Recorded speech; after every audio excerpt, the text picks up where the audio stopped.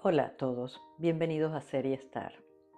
Hoy quiero compartir con ustedes un tema muy humano, el duelo. Tal vez porque la reciente tragedia de los terremotos en Venezuela, en Colombia y otras tragedias en el mundo lo ha puesto delante de nosotros en todos sus aspectos.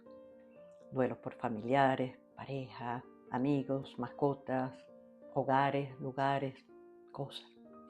Hay duelos colectivos, hay duelos individuales. La verdad es que el duelo es una experiencia inevitable para todos.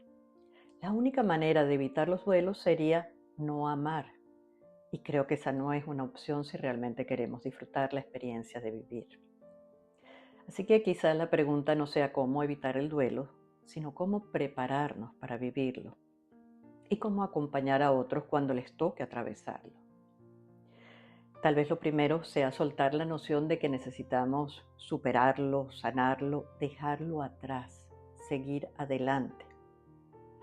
Todo eso puede sonar muy sensato desde afuera, pero cuando alguien se encuentra frente a su propia pérdida y tratamos de consolarlo diciéndole, tienes que seguir adelante, la vida continúa, tienes que dejar ya de hablar de tu ser querido, tienes que superarlo.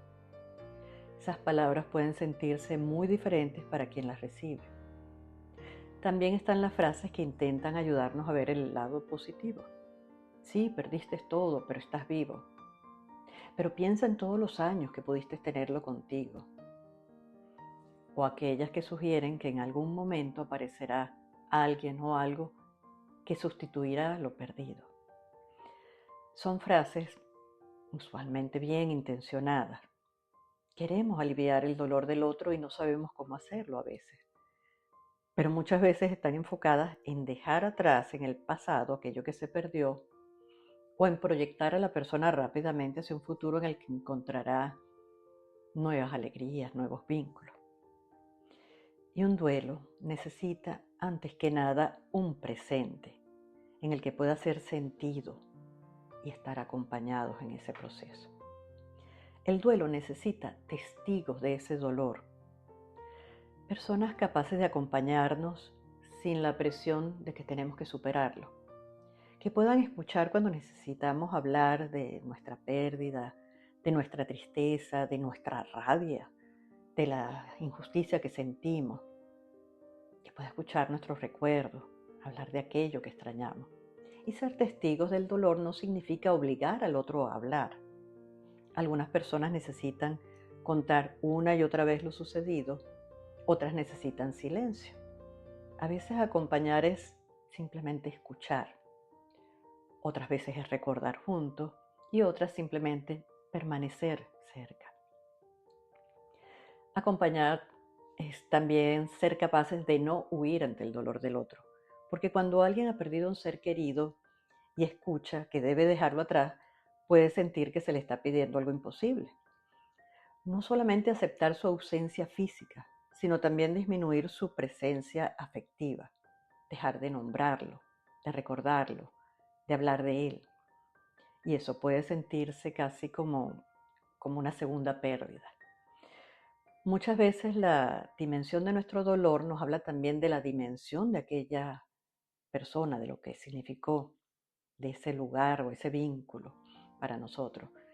Pero no todos vivimos el duelo de la misma manera. Su intensidad también dependerá o depende de cómo ocurrió la pérdida, de nuestra historia, de nuestros recursos emocionales, del apoyo que tenemos y de muchas otras circunstancias. Fíjense, no hay una manera correcta de sufrir. Durante mucho tiempo se popularizaron las llamadas etapas del duelo, descritas por Elizabeth Kubler-Ross: negación, rabia, negociación, depresión o tristeza y aceptación. Pero no debemos entenderlas como etapas sucesivas que necesariamente tenemos que atravesar. Son más bien experiencias emocionales y formas de pensar que pueden aparecer durante un duelo. Algunas personas experimentarán varias de ellas, otras no, algunas solamente.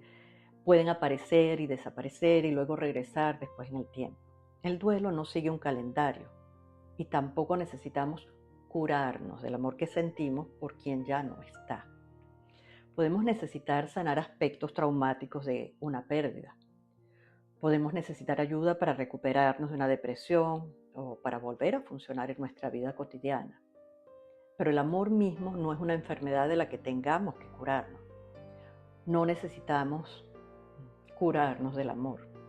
Necesitamos aprender a llevar su ausencia, porque ese amor puede continuar con nosotros, aunque de una manera diferente.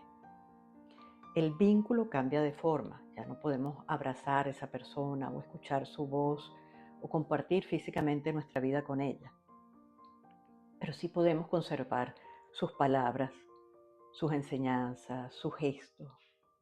Podemos contar sus historias, podemos continuar algo que aprendimos de ella o podemos reconocer cuánto de esa persona permanece formando parte de quienes somos. Con el tiempo, el dolor suele ir encontrando otro lugar dentro de nosotros. Eso no significa que desaparezca. Una canción, un olor, una fecha, un lugar pueden despertar nuevamente la tristeza, incluso muchos años después. Y eso no significa que hayamos retrocedido, ni que hayamos hecho mal nuestro duelo. Significa que hemos amado. Lo que esperamos es que poco a poco el dolor deje de gobernar nuestra vida y pueda coexistir con ella. Que podamos volver a trabajar, a atender las necesidades de nuestra realidad, cuidar nuestras relaciones, hacer proyectos, reír, disfrutar y amar nuevamente. Y hacerlo sin sentir que nuestra alegría traiciona a quienes perdimos. También hablamos muchas veces de encontrar un sentido después de una pérdida, pero darle un sentido o un significado a nuestra pérdida no significa que aquello que ocurrió tenga sentido, porque ¿cuál es el sentido de un terremoto? ¿Cuál es el sentido de un accidente fatal o cuál es el sentido de un cáncer terminal en un niño? Hay acontecimientos a los que quizás no necesitamos encontrarles una explicación, son parte de la vida.